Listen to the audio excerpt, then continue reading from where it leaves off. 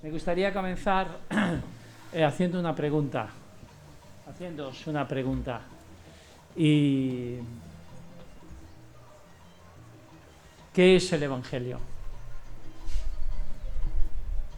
Me gustaría así alguna respuesta, que me dijerais qué entendéis qué es el Evangelio. Cuando alguien dice, no, es que vamos a predicar el Evangelio. ¿Qué es el Evangelio? Buenas noticias. Muy bien, sí. Buenas noticias, pero ¿qué buenas noticias? Mensaje de salvación. Salvación, mensaje de salvación. Muy bien, creo que está claro. Pues yo voy a compartir sobre esto, sobre las buenas noticias que Dios nos ha dicho que compartamos. Vamos a leer Gálatas 1, del 1 al 9, que dice: Pablo, apóstol no por investidura ni mediación humanas, sino por Jesucristo y por Dios Padre, que lo levantó de entre los muertos, y todos los hermanos que están conmigo, a las iglesias de Galacia. Que Dios nuestro Padre y el Señor Jesucristo les concedan gracia y paz. Jesucristo dio su vida por nuestros pecados para rescatarnos de este mundo malvado, según la voluntad de nuestro Dios y Padre, a quien sea la gloria por los siglos de los siglos. Amén. Me asombra, o estoy sorprendido, o estoy horrorizado, que tan pronto están dejando ustedes a quien los llamó por la gracia de Cristo para pasarse a otro evangelio. No es que haya otro evangelio, sino que ciertos individuos están sembrando confusión entre ustedes y quieren tergiversar el evangelio de Cristo. Pero aun si alguno de nosotros o un ángel del cielo les predicara un evangelio distinto del que les hemos predicado, que caiga bajo maldición. Otra versión dice que Dios lo castigue. Como ya lo hemos dicho, ahora lo repito: si alguien les anda predicando un evangelio distinto del que recibieron, que caiga bajo maldición. Pocas veces vemos al apóstol Pablo hablando tan fuerte a una iglesia, y sobre todo en su presentación. O sea, lo primero que dice ya es tremendo, es muy duro, ¿no? ¿Pero por qué? Pues porque se corría el riesgo en aquel entonces de que se apartaran del Evangelio, que se apartaran de las buenas noticias. Evangelio viene de la palabra evangelión, y evangelión no es algo religioso. Evangelio, la palabra evangelión en griego no es nada religioso, sino que es una buena noticia. Está formado por la palabra ep, que es bien, y ángelos, que es enviado o mensajero, así que se traduce eso, pues noticias de gozo. Pero no es una noticia que te produce una alegría así momentánea, sino que es cuando, por ejemplo, los griegos ganaron a los persas en la batalla de Salamina y en Maratón, pues eso cambió la vida de los griegos, porque los persas los estaban invadiendo, y cambió la vida de ser personas que podían ser esclavos de los persas, pues les cambió la vida, y eso fue una noticia tremenda, que influyó en sus vidas, de poder ser esclavos a ser libres. Por ejemplo, evangelión, una palabra, otra, se podría decir que al finalizar la Segunda Guerra Mundial, pues fue un evangelión, fue un evangelio, fue una buena noticia. Una noticia que también cambió la vida a millones y millones de personas. De estar en guerra empezó la paz, y de estar en la destrucción comenzó la construcción, la reconstrucción. Eso es evangelio. Eso es la palabra evangelio. Entonces, un evangelio era la noticia de un acontecimiento que había cambiado la situación de una forma de forma significativa. Cuando empezaba el reinado de un César, pues ponía el comienzo del Evangelio de Augusto César.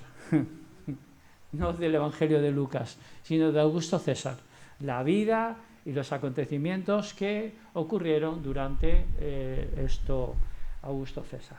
Bien, entonces el Evangelio es un anuncio de eventos históricos, no una serie. Entonces, lo importante aquí es que el Evangelio no es una serie de instrucciones morales que si sigues esas instrucciones te cambia la vida. No. El Evangelio es una buena noticia. Las demás religiones son una serie de instrucciones morales y el líder de esa religión trata de ponerse como ejemplo de vida para que los demás seguidores le sigan. Cristo no vino para eso. Cristo vino para morir.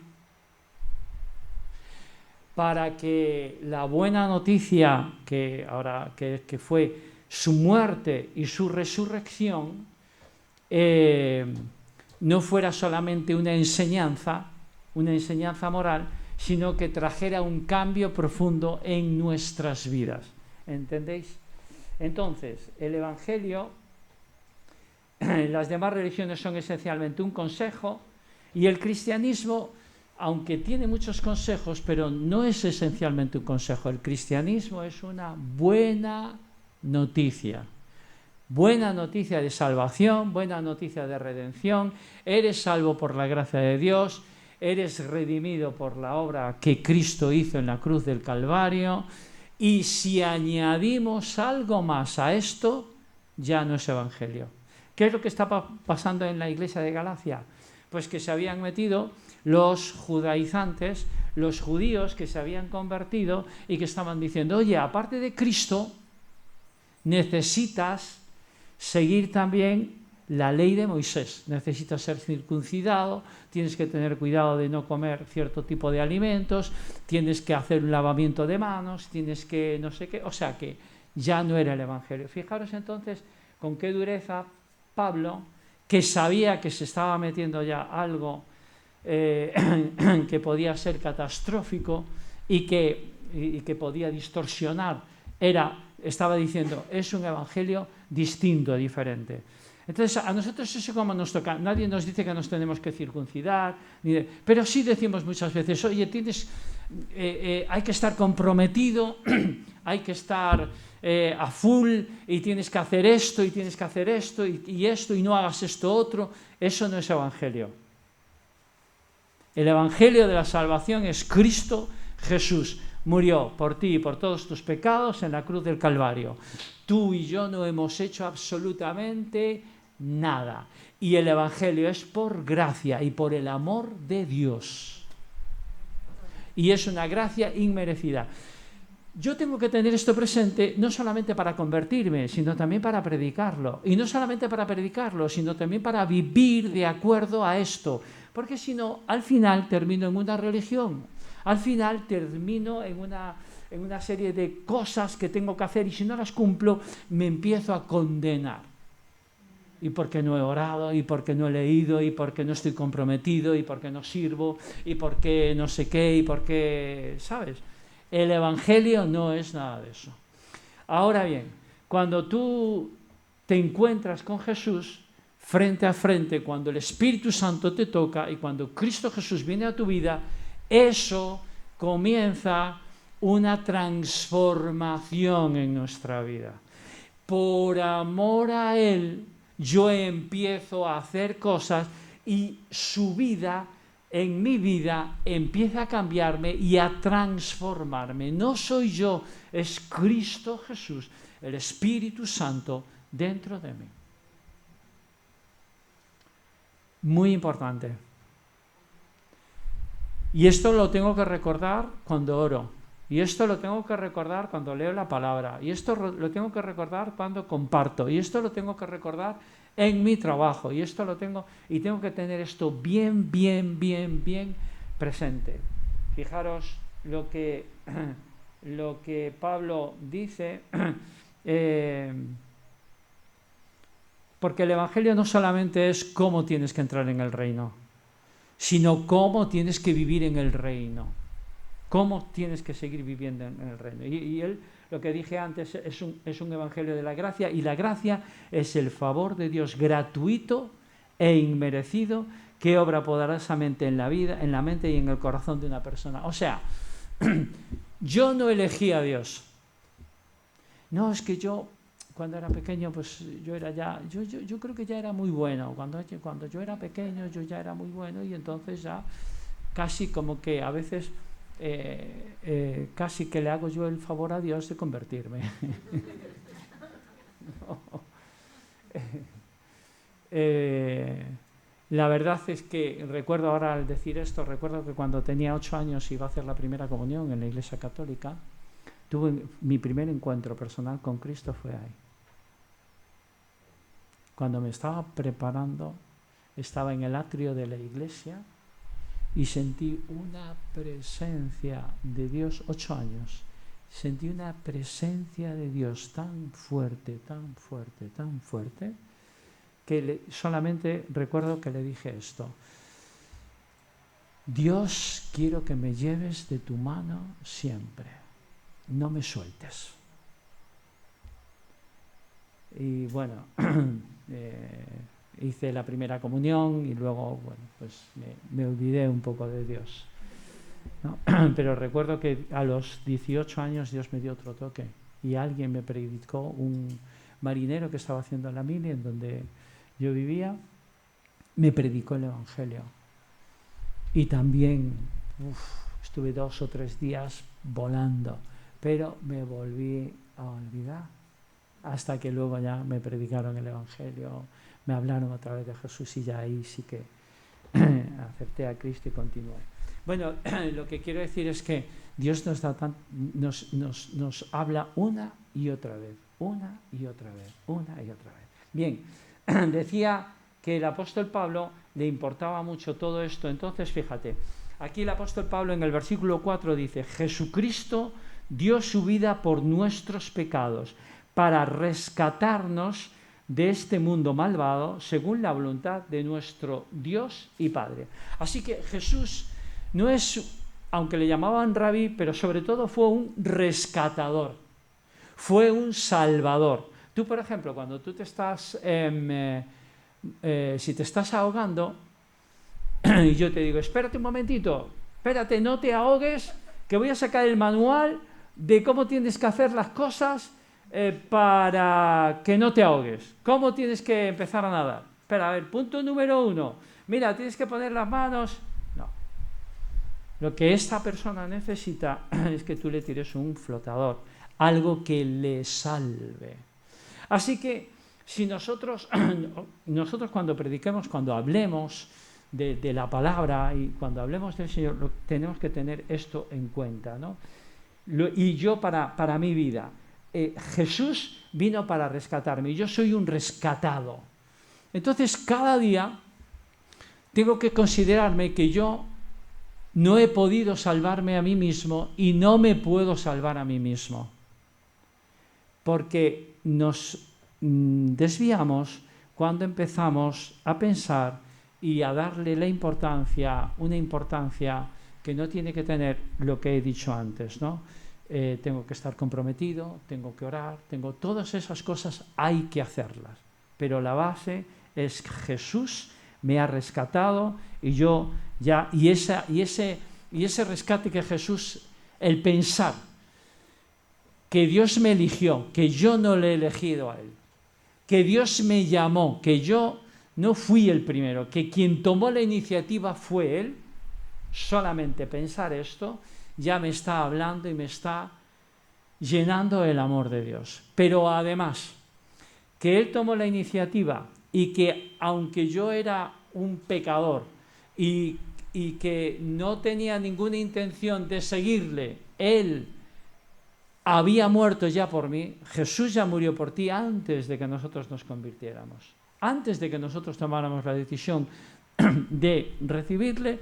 Él ya murió por nosotros. Entonces la iniciativa siempre la ha tenido el Señor, ¿no? Entonces Él nos rescató y entonces eso nos transforma. Lo demás te puede condenar. Nunca vas a alcanzar, nunca vas a estar ahí al 100, nunca vas a alcanzar la ley. Lo que los judíos intentaron durante muchísimos años es alcanzar la gracia de Dios por medio de la ley, alcanzar la presencia de Dios por medio de la ley, alcanzar el favor de Dios por medio de la ley, de tienes que hacer y tienes que hacer y tienes que hacer. Nosotros podemos caer en eso y podemos transmitir eso cuando hablamos y cuando predicamos el Evangelio. Pero Café con Dios ha nacido para predicar, para que sea predicado el Evangelio. Y el Evangelio es: Jesucristo murió por tus pecados. Tú no has hecho nada. Cualquier cosa que añadamos, por pequeña que sea, ya no es Evangelio. Entonces, dice esto porque este rescate me transforma de tal forma y de tal manera que me produce amor por Dios, empieza mi amor por el Señor. Y entonces Marcos 10:45 dice: porque ni aun el Hijo del Hombre vino para que le sirvan, sino para servir y para dar su vida en rescate por muchos. Y rescate significa comprar la libertad de un esclavo o de un prisionero. Tú y yo éramos esclavos, éramos prisioneros, y Jesús pagó el precio para que nosotros fuéramos libres. Si yo pienso que ya era libre sin Jesús, no voy bien. Si yo pienso que no necesito tanto a Jesús y que no necesito tanto el Espíritu Santo porque ya controlo las situaciones, o ya controlo las cosas, o ya controlo en el área que quieras, en tu trabajo,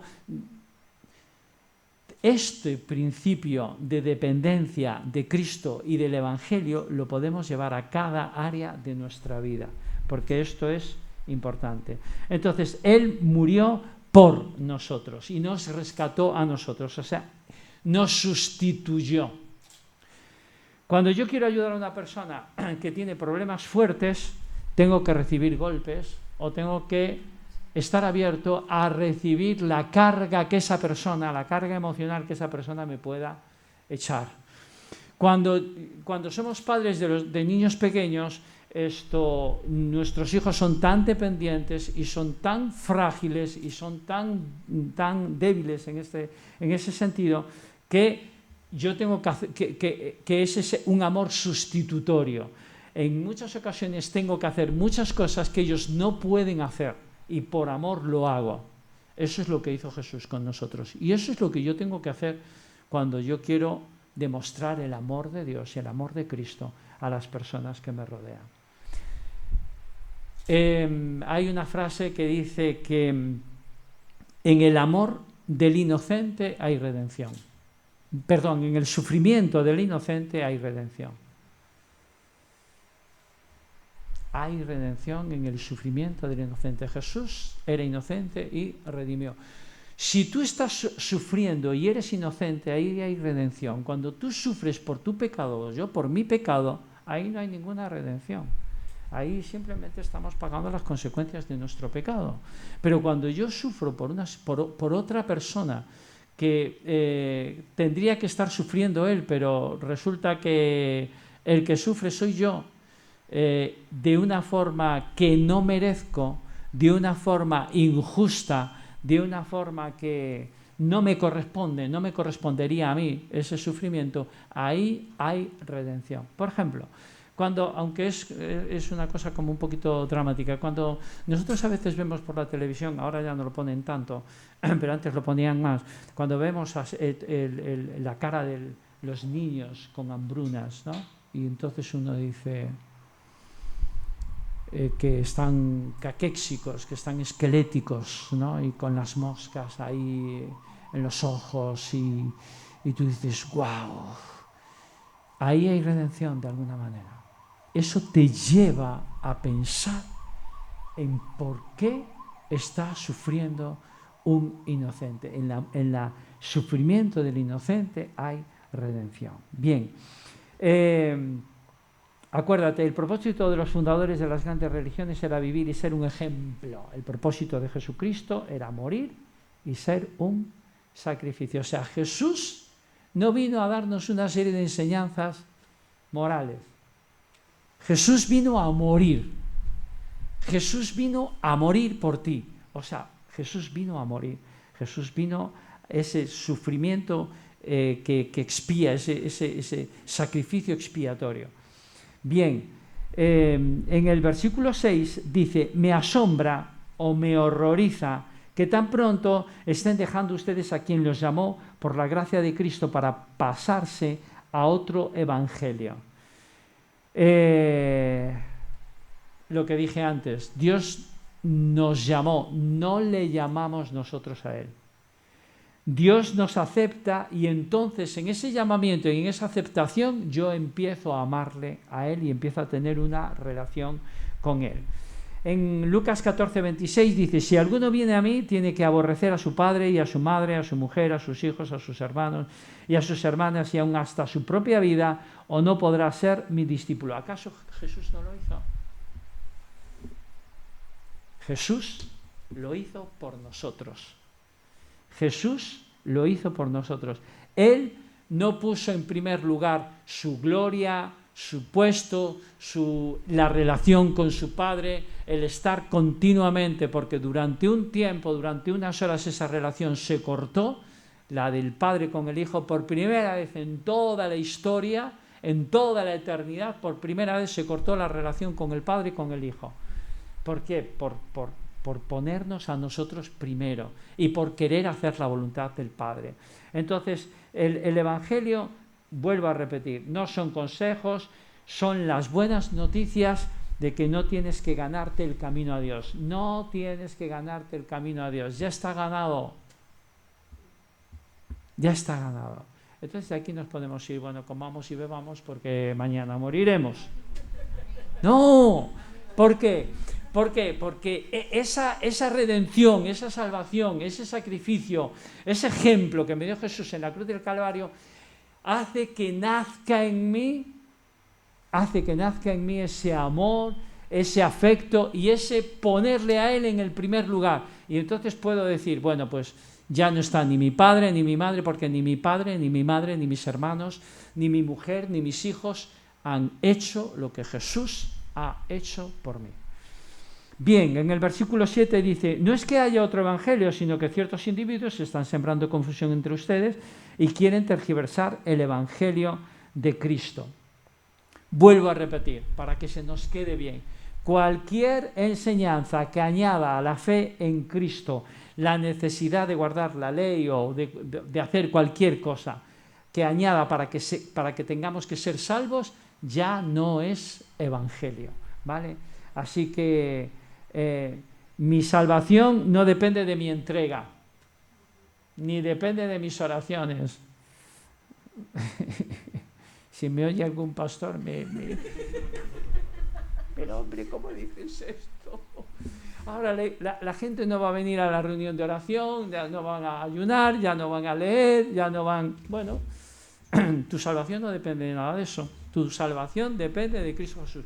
Y esto es lo que tenemos que predicar, y esto es lo que tenemos que compartir, y esto es lo que yo tengo que vivir. Y entonces cuando yo vivo así, me levanto y digo, ¡guau! ¡Soy salvo! ¿Pero qué he hecho para ser salvo hoy? No he hecho nada. ¿Y por qué soy salvo? Porque Jesús murió en la cruz por mí, por todos mis pecados, y Él venció, y me tiró el salvavidas, y yo soy salvo, y Él me redimió, me rescató. Y cuando yo tengo esa experiencia, y cuando yo oro de esta manera, y cuando yo lo vivo, pues entonces hago libres, me siento libre y hago libres a todos los demás. ¿Qué pasó con Pedro? Fijaros, porque aquí Pablo le está hablando a Pedro. ¿Qué pasó con Pedro?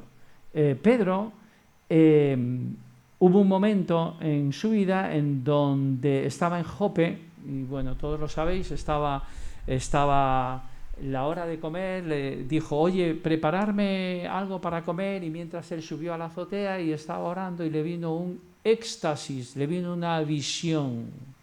Pedro, que era un judío de hueso colorado, y entonces en esa visión se extendió un pergamino en donde había animales y aves que eran animales inmundos. Había mezclado todo, pero también animales inmundos. Y animales inmundos quería decir que en la ley judía decía que no los podías comer, Y le vino una voz del cielo que dice: Pedro, mata y come. Y él dijo: pero Señor, ¿cómo voy a comer yo? Podría decir: apártate de mí, Satanás. ¿No? Porque no nos damos cuenta del rompimiento que había ahí, del nuevo paradigma que se estaba presentando delante de Pedro. Y es: mira, Pedro, lo que tú llamas inmundo, Dios ya lo ha santificado. No llames inmundo lo que Dios ya ha santificado. Y eso se le apareció 3 veces. Entonces él lo entendió. Entonces después dice que vinieron unas personas que lo invitaron a casa de Cornelio, que era una persona inmunda. Las personas inmundas eran todas aquellas que no eran judías, y entonces le invitaron a casa de Cornelio, otro inmundo, para que predicara el Evangelio. Y él empezó a predicar el Evangelio, entendió la visión de que lo que Dios llamaba, de lo que Dios había santificado, él no lo podía llamar inmundo. Fue a la casa de Cornelio, predicó el Evangelio y se derramó el Espíritu Santo por primera vez en los creyentes. El primero que abrió la puerta a los gentiles fue Pedro. Bien, Pedro, ahora lo vemos aquí en Gálatas, en Galacia, él que fue el primero que le abrió la puerta a los gentiles, ahora vemos cómo de una forma, por miedo, por temor,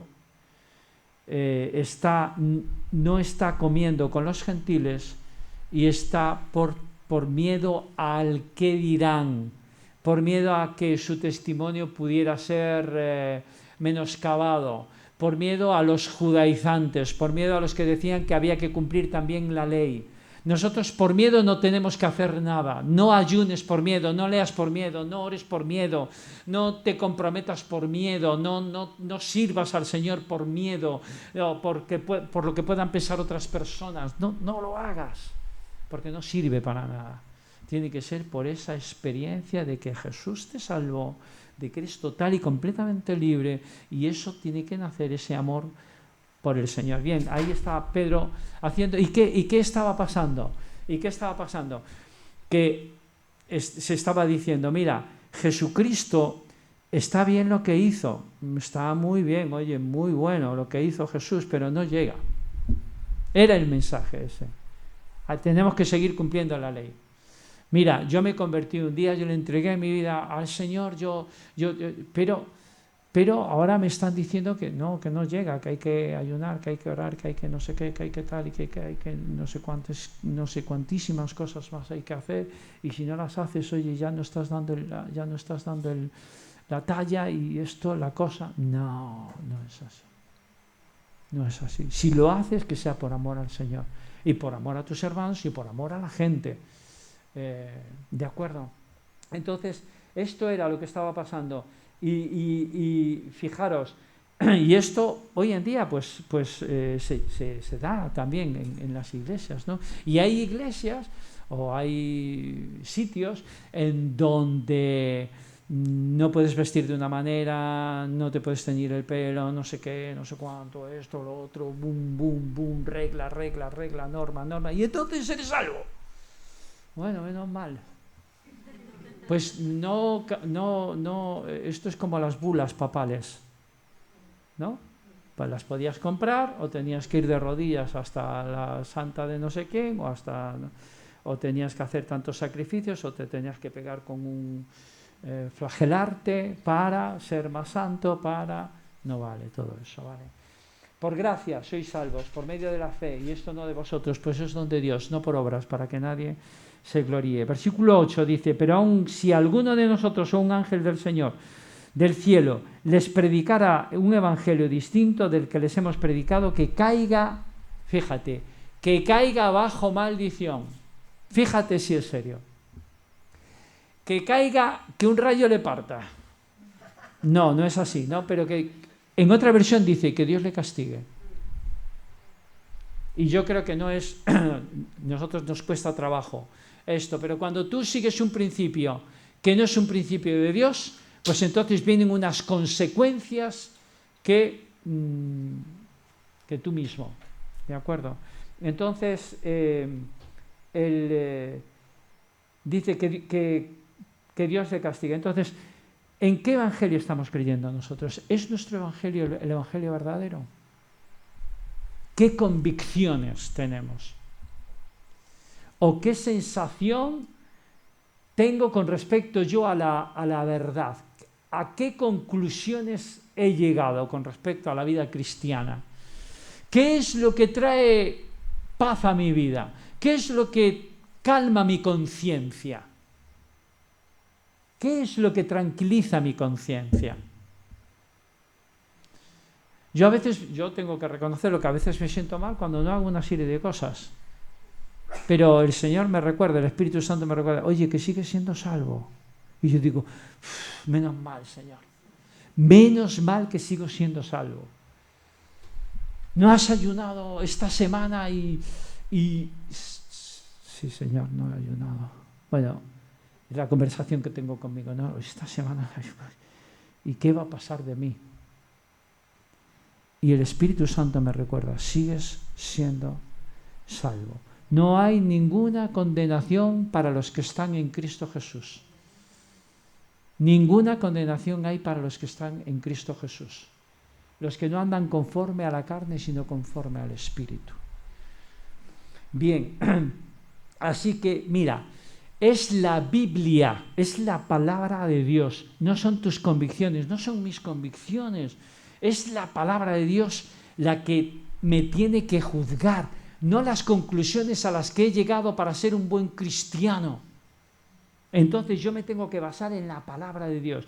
¿Y por qué lo digo? Porque todos hemos recibido algún tipo de doctrina o algún tipo de enseñanza o nos ha tocado algún tipo de predicación. El compromiso es bueno, el compromiso es bueno, no es bueno, es necesario. La oración es necesaria, leer la palabra es necesaria, el ayuno es necesario.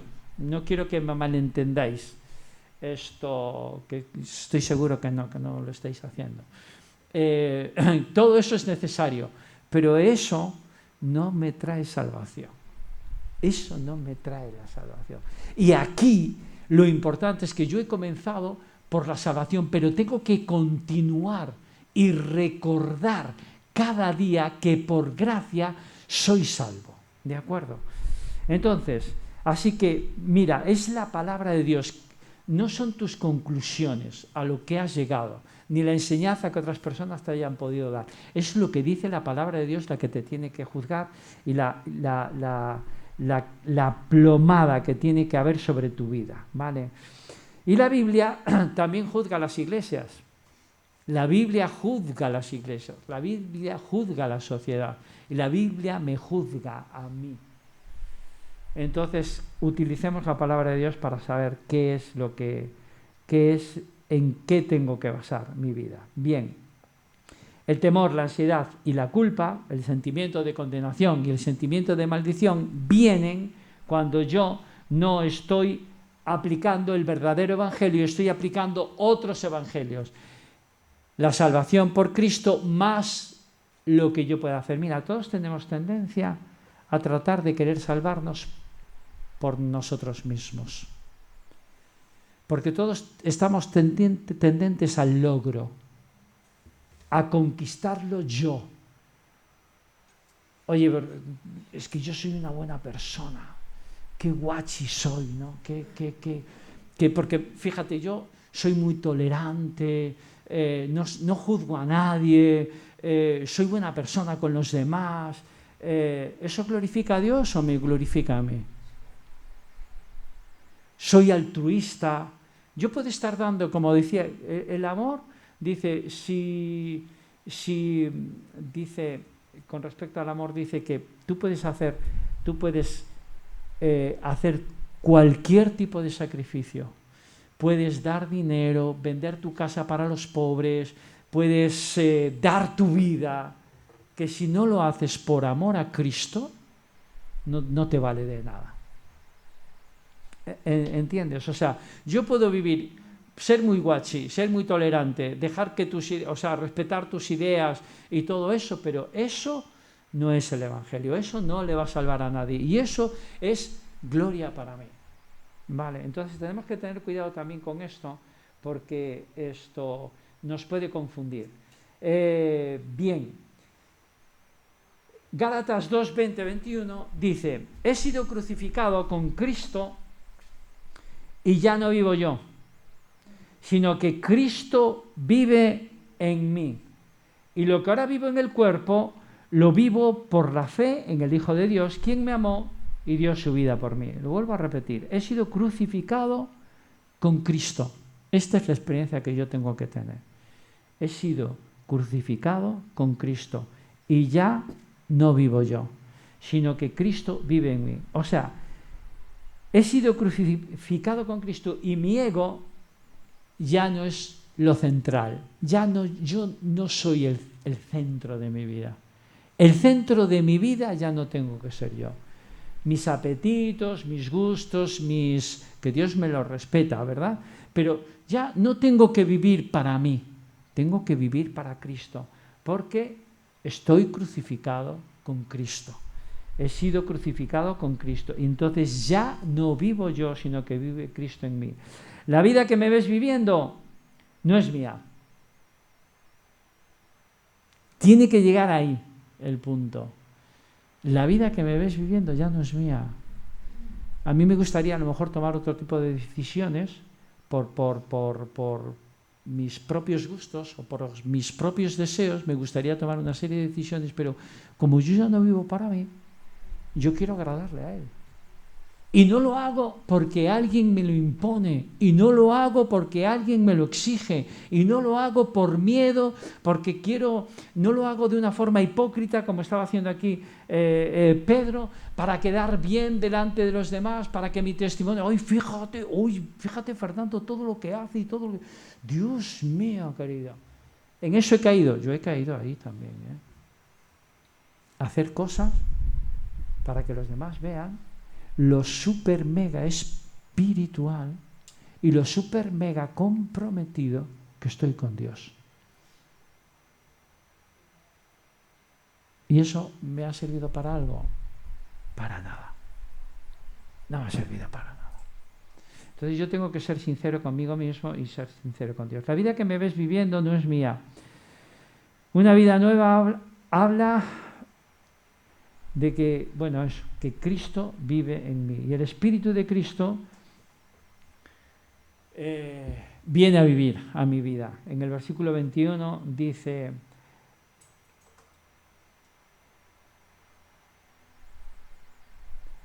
No, está en el versículo 3, perdón. Está en capítulo 3. Lo leo. Solo quiero que me respondan a esto. ¿Recibieron el Espíritu por las obras de la ley o por la fe con que aceptaron el mensaje? Así que yo, ¿por qué he recibido el Espíritu Santo? Porque Cristo murió por mí en la cruz del Calvario. No por lo que yo pueda cumplir o por lo que yo pueda hacer o por lo que bueno que yo pueda ser o por lo comprometido que yo pueda estar. La fe y recibir al Espíritu Santo no son solo el camino para comenzar la vida cristiana, sino que son el camino para continuar en la vida cristiana. Continuar en la vida cristiana. Así que tenemos que vivir nuestras vidas de acuerdo con la verdad del Evangelio. Tengo que vivir mi vida con la verdad del Evangelio, de acuerdo a la verdad del Evangelio. Estoy en Cristo, lo que quiere decir es que estoy libre de toda condenación. Y estoy muerto juntamente con Él. Y ya no vivo yo, mas vive Cristo en mí. Y lo que ahora vivo en la carne, lo vivo en la fe del Hijo de Dios. Y eso en mi trabajo, con mi familia, con mis vecinos, con cada cosa. Amén. Amén. Así que Evangelio es buenas noticias. Jesús murió por ti y por mí en la cruz del Calvario. Y yo no tengo que añadirle nada más. Muy bien. Café con Dios nació para predicar el Evangelio. Café con Dios nació para que gente conozca el Evangelio. Y el Evangelio es esto. El Evangelio de Jesucristo es esto, que la gente se convierta a Cristo. Que dice la palabra en Romanos 10. ¿Conocéis 10? Romanos 10. Si confesares con tu boca que Jesús es el Señor y creyeres en tu corazón que Dios lo levantó de entre los muertos, serás salvo. Porque con la boca, con el corazón se cree para justicia, pero con la boca se confiesa para salvación. Así que nosotros hemos creído en el corazón y hemos confesado con nuestra boca y somos salvos. Y cada día de nuestra vida yo tengo que levantarme con esta sensación, y con este pensamiento, no con el pensamiento de cuántas cosas he dejado de hacer, qué malo soy, en cuánto he fallado, cuánto tengo que hacer para superarme. No, tengo que pensar, gracias Señor, soy salvo por tu gracia, soy salvo por tu amor, has dado tu vida por mí, tu sangre me sigue limpiando de todo pecado, soy redimido, soy rescatado y soy libre de la condenación.